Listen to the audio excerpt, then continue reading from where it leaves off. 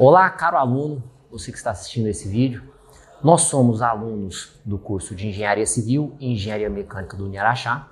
Atualmente estamos cursando o terceiro período e somos discentes da disciplina de Projeto Integrador Sistemas Físicos.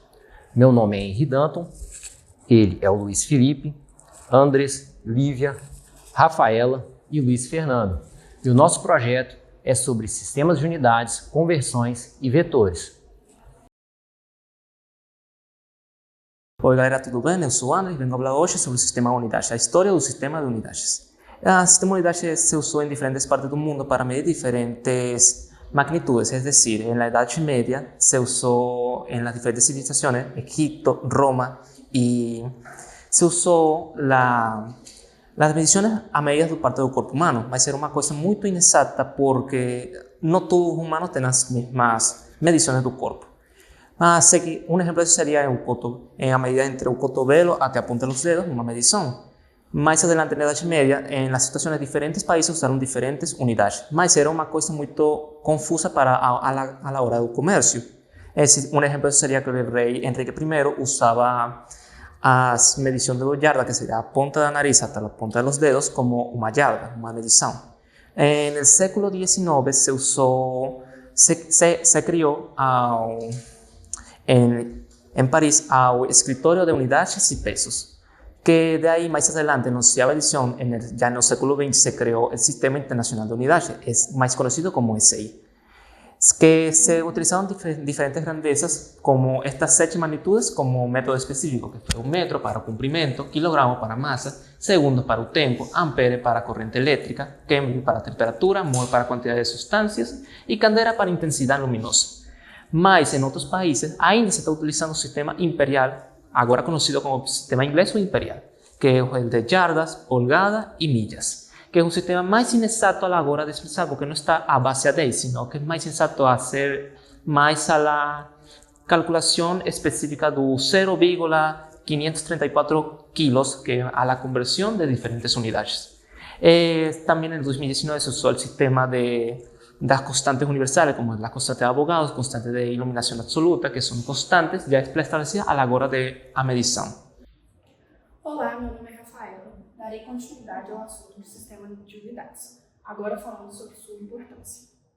Uniformidade de dados. Garante que todos utilizem a mesma fonte para a determinação das grandezas físicas. Comunicação. Permite que profissionais de diferentes áreas compartilhem e absorvam informações independente de sua fonte. Precisão dos resultados. Garante a confiabilidade em todos os resultados obtidos. Mas afinal, onde ele é aplicado? Na ciência e pesquisa, desde o início da elaboração do experimento científico até o final da publicação de seus resultados. Indústria e engenharia, desde o projeto da peça até a sua fabricação. Saúde, na dosagem de medicamentos e no monitoramento diário da saúde. E por fim, mas não menos importante, na educação, como estamos vendo aqui agora. Bom, dando continuidade ao tema de unidades de medida, vamos falar sobre conversão. Qual é a importância das conversões? Graças à grande gama de unidades que temos para várias grandezas, é possível a gente realizar conversões entre elas.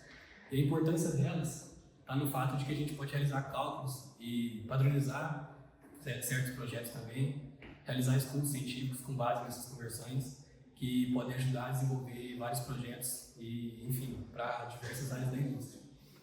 Bom, em questão de aplicações, a gente pode aplicar as conversões em várias áreas, tanto didáticas como na indústria. Por exemplo, em projetos, a gente sempre vai ter que calcular alguma unidade, alguma grandeza, seja ela comprimento, massa, distância, enfim.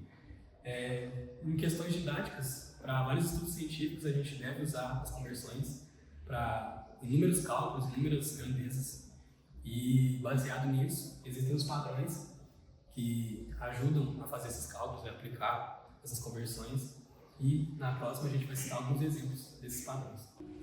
Bom, uma das unidades que a gente vai falar aqui é a unidade de tempo. E para a gente entender melhor as conversões de tempo, é importante a gente entender o que é o tempo. Bom, o tempo é a unidade usada para a gente diferenciar a ocorrência de cada evento.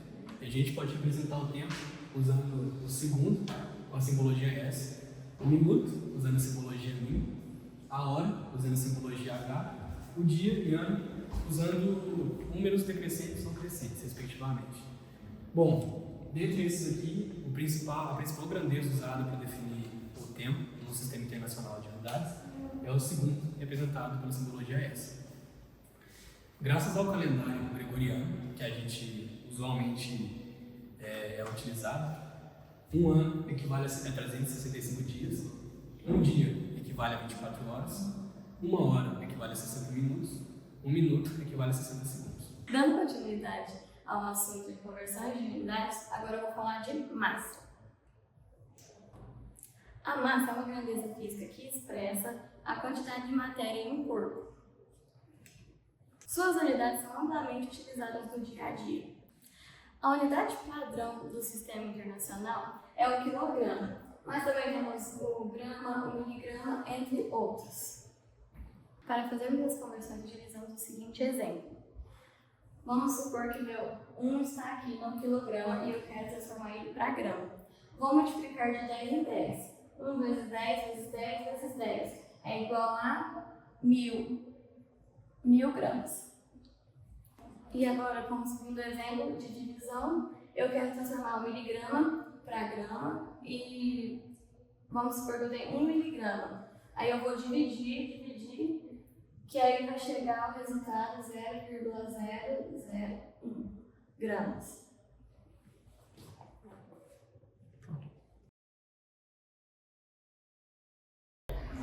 Dando seguimento ao nosso material, iremos falar agora um pouco sobre vetores. O que são vetores? Vetores são segmentos de reta orientados que possuem 3 características específicas, que seriam o módulo, a direção e o sentido de um vetor. Para nomearmos um vetor, utilizamos sempre essa denotação aqui, de uma letra seguida de uma seta em cima dessa letra. Mas o que seriam o módulo, a direção e o sentido de um vetor? O módulo de um vetor seria o valor desse vetor. Aqui ele está representado pela letra A e não possui um valor determinado, pois ele é de forma exemplificada. Mas o módulo de um vetor pode ser definido como 6, 2, 3, qualquer tipo de número. A direção de um vetor é a inclinação da reta suporte em relação à sua origem. No caso deste exemplo, podemos perceber que a origem do vetor está tangenciando horizontalmente o eixo de suporte. Logo, a direção dessa reta é horizontal. Esses vetores podem ser categorizados em vetores horizontais, vetores verticais ou vetores oblíquos, que vão se diferenciar quando formos fazer as operações com vetores. E o sentido de um vetor é a posição definida pela seta.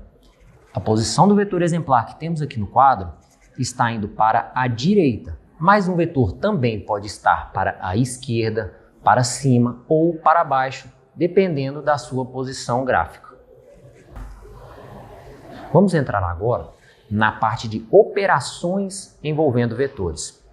Operações envolvendo vetores sempre gerarão um vetor resultante. Esse vetor resultante ele é o fruto da soma, da subtração ou de um produto por escalar de um vetor, um produto vetorial.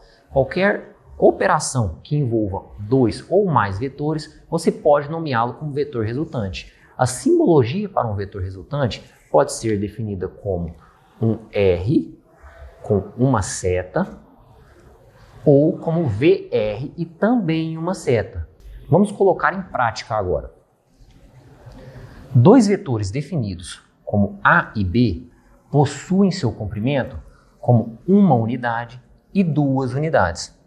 Como eles são vetores que possuem a mesma direção e sentido, eles podem ser resolvidos pelo produto da soma de vetores, que seria o valor do vetor A, que é 1, mais o valor do vetor B, que é 2, gerando um vetor resultante igual a 3 unidades. Se aparecer em uma questão, como por um exemplo, dadas distâncias em metro ou forças em Newton, no lugar das unidades, o seu vetor resultante teria que levar a simbologia da grandeza referente no problema citado.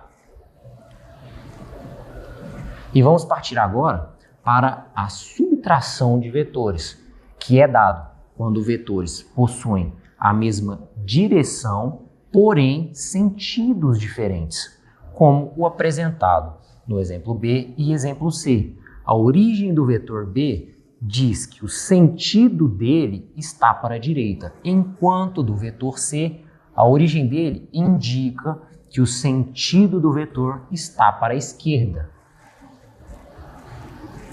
Resolvendo então o problema, teremos que o vetor C de 3 unidades menos o vetor B de 2 unidades dará um vetor resultante de 1 unidade. Para concluirmos o tópico de subtração de vetores, é necessário salientar que a direção do vetor resultante será sempre a mesma direção do vetor de maior módulo, como no exemplificado. O vetor de maior módulo era o vetor C, ou seja, a reta do vetor resultante seria como se fosse uma reta mais ou menos do mesmo tamanho do vetor A, que é 1 unidade, que seria representado pelo R e uma seta em cima. Oi, tudo bem, pessoal? Hoje eu vou estar passando sobre o produto escalar vetorial. Que a fórmula do produto escalar vetorial é que está representada aqui. Seria A vezes B igual a vezes B vezes cosseno de θ. Exemplificando mais, aqui tem uma imagem, no caso, que representaria um ângulo e como você estaria utilizando ele para resolver uma questão. Esse produto escalar, a gente define, ele não é uma coordenada, ele vai ser um número único, que a gente consegue utilizar para definir trabalho, força. Também a gente consegue utilizar essa fórmula para definir se o produto escalar ele é ou não ortogonal. Agora, pessoal, eu vou estar explicando sobre 3 coordenadas, que seriam itens que seriam 3D, que seriam, por exemplo, cubo, um retângulo, algo como exemplificado aqui no desenho, ser um cubo. No caso, a gente vai estar adicionando a letra Z, que é definida aqui. Nesse caso, a gente utiliza esse tipo de gráfico bastante em design 3D, jogos, entre outras coisas. Mas esse aqui, no caso, é um caso bem mais simples, que a gente vai utilizar agora para fazer as definições de vetores, só que em 3 dimensões. Seria, por exemplo, uma reta saindo daqui, que a gente conseguiria ver pelo ângulo x, y, z, sua posição exata dentro desse espaço, que não é mais agora somente plano, vai ser agora um objeto 3D. Bom, pessoal, essa foi a nossa videoaula sobre sistemas de unidades, conversões e vetores. Esperamos que tenha sido proveitoso o seu aprendizado nessa aula e até breve.